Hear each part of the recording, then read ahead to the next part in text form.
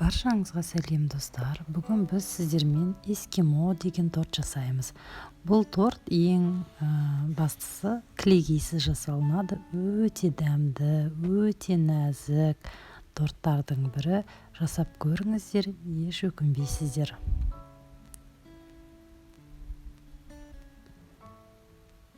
Ең алдымен бұл торттың бірінші кремін жасап аламыз. Оған бізге осы заттар қажет. Ең қайнатпалы крем жасаймыз. Ыдысымызға сүт құямыз, одан кейін қантымызды саламыз, бір жұмыртқамызды салып, және крахмал саламыз. Бұны біз жақсылап араластырып, орташа отта жақсылап араластырамыз. Мен көріп тұрғандағыңыздай үздіксіз араластырып тұрамыз. Қоюланғанша, қоюланғаннан кейін бірден газдың астын өшіреміз. Енді біз тестасын жасаймыз. Бізге қажетті заттар қант, сүт, ұн, крахмал, какао, разрыхитель, 3 жұмыртқа және май қажет. Ең алдымен 3 жұмыртқамызға қантымызды қосып, әппақ көбік болғанша жақсылап араластырамыз.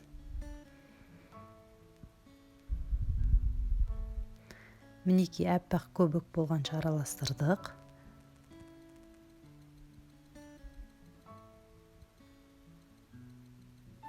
Енді оның үстіне сүтімізді құямыз, майымызды құямыз. Оны да жақсылап араластырамыз. Одан кейін сухой сместерімізді саламыз. Ұн, крахмал, какао және разрыхителімізді салып, жақсылап біркелкі болғанша араластырамыз.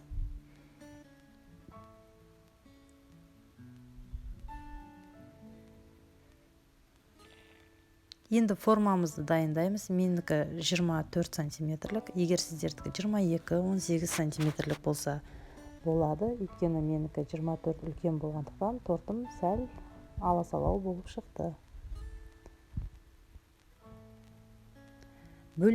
Кремімізді ары қарай жалғастырамыз. Бөлме температурасындағы майымызға араластырып, оның үстіне сгущенка құямыз. Май мен сгущенкамызды да жақсылап араластырамыз. Оның үстіне жаңағы қайнатпалы кремімізді бір-бір қасықтан сала отырып, оны да араластырамыз. Енді біз бисквитімізді 2-ге бөлеміз. Мен осылай кальцияда жинаймын. Егер кальция жоқ болса, ол міндетті емес. Бір бөлігін осылай кальцияның ішіне салып, жаңағы дайындаған кремімізді барлығын осыған салып, тегістеп жағып шығамын кремімді.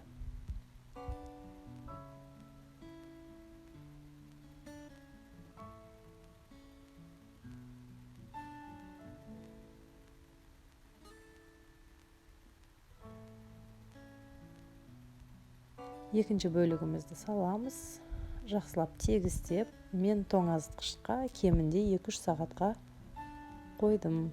Өйткені креміміз жақсылап қату керек. Енді біз шоколадты глазурымыз жасаймыз. 3 ас қасық какаомызды салып, оның үстіне қант саламыз, оның үстіне сары майымызды саламыз және қаймағымызды салып, бұны да отқа қоямыз. Орташа отқа қойып араластырамыз.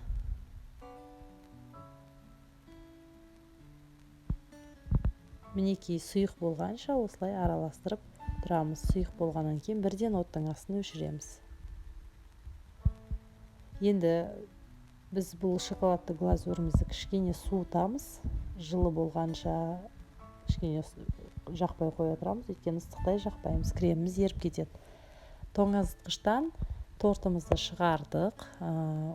Кальциядан босатып, шоколадты глазурымызды құйып, бетіне тегістеп жағып шығамыз.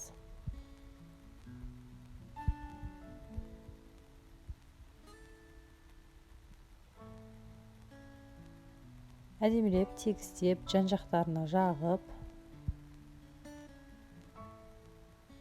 тегістеп қоямыз. Міне біздің эскимо тортымыз дайын. Енді өздеріңіздің қалауларыңыз бойынша неше түрлі жеміс жидектермен әсемдесеңіздер болады. Бірақ мен осылай қалдырдым.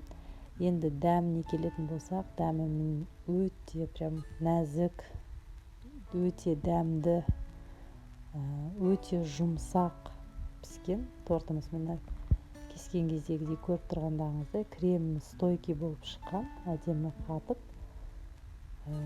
Енді дәмі супер болып шыққан, жасап көріңіздер.